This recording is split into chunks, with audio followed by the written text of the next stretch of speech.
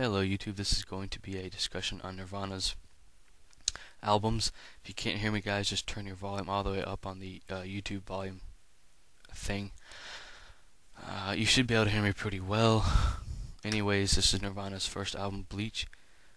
This album did not really put the band on the map as far as popularity goes. Has a very raw metal feel to it. You can get it in original format, CD, vinyl, cassette. There's also a 1992 reissue of the album. You can also get the 2009 reissue, which comes with an extra CD with a live recording on it that was actually, I think it was only available maybe in bootlegs for many years, but the audio quality on it is really, really good. So I recommend you get that. Start off with Bleach if you're a new fan. That's just my opinion. Buy what you want first. I mean, that's all up to you guys. Nevermind, this is another great album. Nirvana actually mixed pop and rock together, and they blended it very well. It really worked for the band. There's a lot of hit songs off this album. There were quite a few singles put out for it that are still very available. And local record shops carry them. I know mine did. That carried a lot of those, a lot of singles from bands. So they are readily available and can be had at a very decent price if you are careful and don't pay arm and a leg for these singles, because really they're not worth it. They're good for the Stray live track from the 1991 Paramount show, and then the rest of the later singles were just stuff off of albums and some B-sides. But I have a feeling this album will be remastered at the 20-year mark, unless Geffen and Universal decide to reissue the album again. I personally think they should just remaster it. Don't go and remix it. That will just completely ruin the album. The kid on the cover, he's actually a fan of the band, which is really interesting. I think he's about probably 17 or 18 now. There's an interview of him.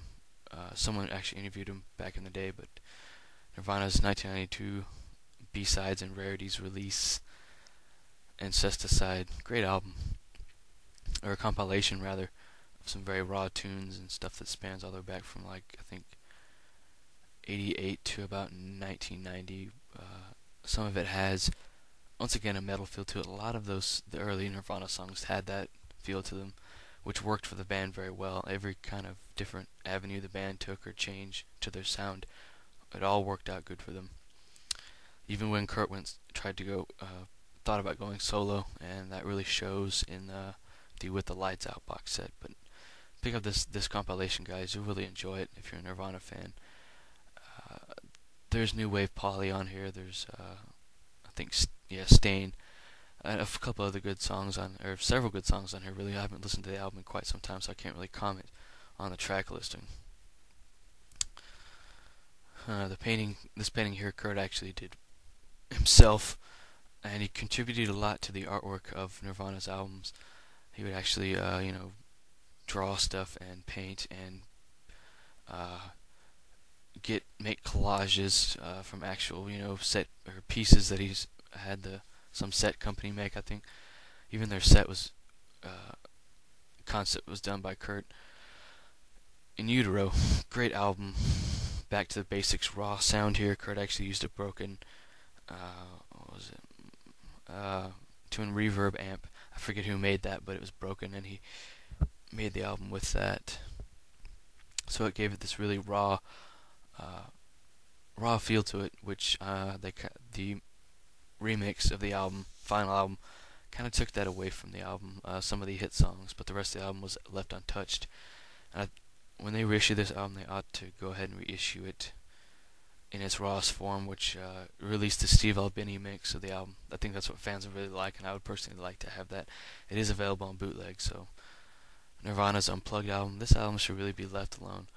The original CD release of the album sounds just fine. The recent DVD release of the album, digitally remastered, sounds great too. It's nice to hear this album in 5.1 surround sound for the first time. I was really excited to hear it that way, but Live Tonight sold out. This is another release that came out on DVD recently. It was put out on VHS back in, I think, the early 90s. I think 96, 97, maybe earlier. Kurt was involved in the making of this, the first half of this program, and then the rest, Dave and Chris, came in and picked out footage for this release. It's live stuff and some behind the stage stuff, as well as interviews, so it's really interesting for a new Nirvana fan, so I recommend that to any new Nirvana fan. The band really went through a lot of hardships back when they were in their heyday, back when Kurt was alive, but that just goes with, being a rock star. I think that he handled himself pretty well. Oh boy. Okay, this album and DVD I'm going to review when I get it. I'm going to get this before or the day of Valentine's Day, so I will review that once I get my hands on it. Thanks for watching, guys. That's about it for this discussion. If you have any questions or comments, feel free to ask. I will get back to you as soon as possible. There's some more pictures here of the release. I'm going to do an unboxing of it too, so thanks for watching. Have a good one, guys. Peace.